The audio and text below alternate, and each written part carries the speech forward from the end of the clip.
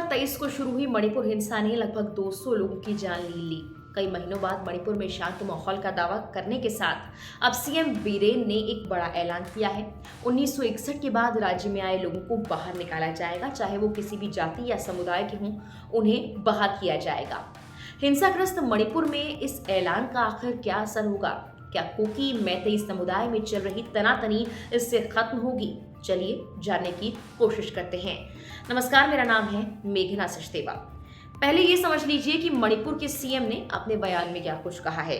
मणिपुर के मुख्यमंत्री एन बीरेन सिंह ने सोमवार को ऐलान किया कि 1961 के बाद राज्य में आए लोगों को बाहर निकाला जाएगा। उन्होंने कहा, 1961 के बाद मणिपुर आने और बसने वाले लोगों की पहचान की जाएगी। राज्य में मई 2023 से सांप्रदायिक हिंसा जारी है। सीएम बीरेन ने हिंसा के लिए ड्रग माफिया और अवैध प्रवासियों, खासकर म्यांमार के शरणार्थियों को वक्त वक्त पर दोषी ठहराया था। अब मणिपुर सरकार का ये फैसला राज्य के स्थानीय जाति समूहों के लोगों की रक्षा को लेकर उठाए गए कदम के तौर पर देखा जा रहा है। दरअसल मणिपुर में साल 2019 में ही इनर लाइन परमिट लागू कर दी गई थी। जिस राज्य में आईएलपी लागू होता है, वहां बिना परमिशन के गैर मूल निवासियों की एंट्री पर रोक होती है। इनर लाइन परमिट एक आधिकारिक यात्रा दस्तावेज भी है जो अब जारी किया जाता है अगर आप मणिपुर जा रहे हैं तो। ये राज्य सरकार द्वारा एक विशिष्ट समय अवधि के लिए खूबसूरत राज्य मणिपुर की यात्रा करने वाले भारतीय नागरिक की आंतरिक यात्रा की परमिशन देने के लिए जारी किया जाता है। पहले भी ब्रिटिश शासन के दौरान बंगाल ईस्टर्न फ्रंटियर रेगुलेशन 1873 के तहत आईएलपी लागू किया गया था। हालांकि 1950 में मणिपुर से इसे हटा लिया गया था। इसे दोबारा लागू करने के लिए लंबे वक्त से मांग हो रही थी। फिर केंद्र सरकार के फैसले के बाद 1 जनवरी 2020 को एक बार फिर से इनर लाइन परमिट मणिपुर में लागू हुआ।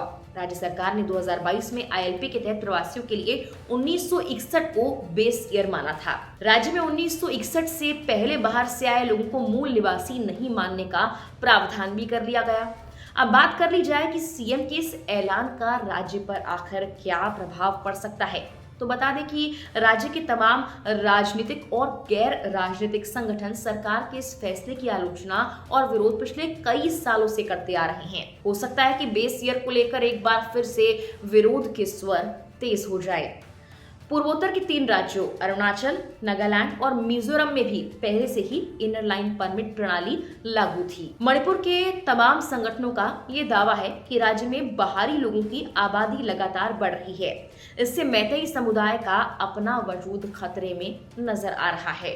खैर, इनर लाइन परमिट से जुड़े आंदोलन के इतिहास की अगर बात की जाए तो मणिपुर साल 1949 में भारत का हिस्सा बना और 1972 में इसे पूर्ण राज्य का दर्जा मिला। यहाँ राजाओं के शासनकाल के दौरान आईएलपी यानी इनर लाइन परमिट जैसी प्रणाली लागू थी, जिसके तहत कोई बाहरी व्यक्ति राज्य में ना तो स्थायी नागरिक बन सकता था और न ही यहाँ पर जमीन या कोई दूसरी संपत्ति खरीद सकता था। लेकिन देश में विलय के बाद केंद्र ने वो प्रणाली खत्म कर दी थी। उसके बाद 80 के दशक से ही वक्त वक्त पर वही प्रणाली लागू करने की मांग उठती रही। आईएलपी की मांग में पहला बड़ा आंदोलन साल 1980 में छात्रों ने शुरू किया था।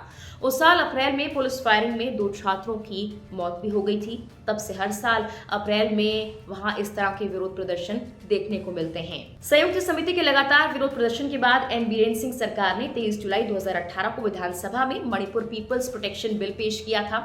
इसमें गैर मणिपुरी लोगों की राज्य में आवाजाही विनियमन का प्रावधान है। शुरुआत में इस विधेयक के मसौदे में आधार वर्ष 1971 था, लेकिन सदन में बहस के बाद इसे बदलकर 1951 कर दिया गया था। इस विधेयक में कहा गया था कि जिन लोगों के नाम साल 1951 में गांव की डायरेक्टरी में दर्ज हैं, उन्हें मणिपुरी माना जाएगा और बाकी लोगों को राज्य में रहने के लिए इनर लाइन परमिट लेना होगा, जिसके बारे में हमने आपको शुरुआत में बताया। केंद्र सरकार ने दिसंबर 2019 में मणिपुर में भी इनर लाइन परमिट प्रणाली लागू कर दी थी। साल 2020 में 1 जनवरी से ही इसके बारे में लोगों को बता दिया गया था, इसे लागू कर दिया गया था।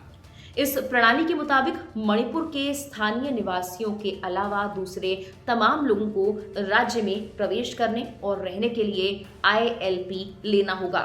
इसमें कई श्रेणियां भी है और इसे रेलवे स्टेशन और एयरपोर्ट के अलावा ऑनलाइन भी हासिल किया जा सकता है। इसके लिए 100 रुपए की एक फीस भी लगती है, जो ज्यादा या कम भी हो सकती है। हालांकि अब सीएम बीरेन के ऐलान के मुताबिक बेस ईयर 1961 को माना जाएगा। फिलहाल के लिए इस वीडियो में इतना ही।